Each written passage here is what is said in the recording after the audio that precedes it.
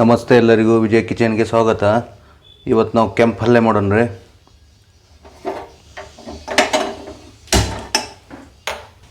ಅದಕ್ಕೆ ಮೊದಲು ಒಂದು ಸ್ವಲ್ಪ ಆಯಿಲ್ ಹಾಕೋಬೇಕು ರೀ.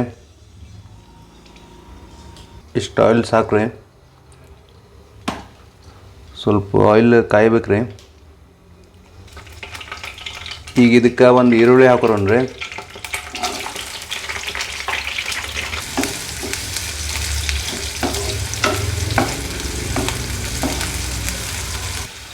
ಈಗ ಈರುಳ್ಳಿ ಫ್ರೈ ಆಗೈತೆ ರೀ. ಈಗ ಇದಕ್ಕೆ ಬೆಳ್ಳುಳ್ಳಿ ಹಾಕೋಣ ರೀ. ಈಗ ಬೆಳ್ಳುಳ್ಳಿನೂ ಫ್ರೈ ಆಯ್ತು ರೀ. ಈಗ ಮೆಣಸಿನ್ಕಾಯಿ ಹಾಕೋಣ ರೀ.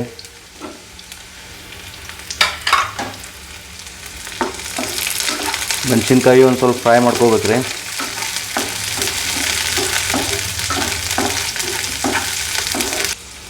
ಈಗ ಇದಕ್ಕೆ ಕೆಂಪು ಪಲ್ಯ ಹಾಕೋಣ ರೀ. ಈಗ ಇದನ್ನ ಒಂದು 5 ರಿಂದ 6 ನಿಮಿಷ ಮುಚ್ಚಿಡೋಣ ರೀ. ಇದಕ್ಕೆ ನೀರು ಹಾಕೋದು ಬೇಡ, ತಂತಾನ ನೀರು ಬಿಡ್ತದೆ.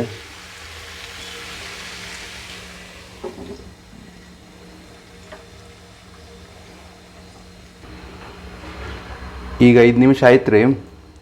ಇದನ್ನು ತಕ್ಕೋತೀನಿ.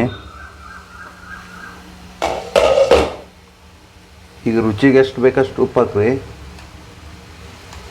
ನಾ ಈಗ ಇಷ್ಟು ಉಪ್ಪು ಹಾಕ್ತೀನಿ.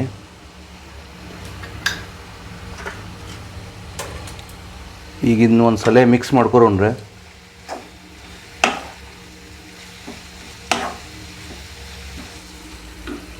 ಈಗ ಇದಕ್ಕೆ ಒಂದು ಸ್ವಲ್ಪ ಕೊಬ್ಬರಿ ಹಾಕೋತೀನಿ ರೀ.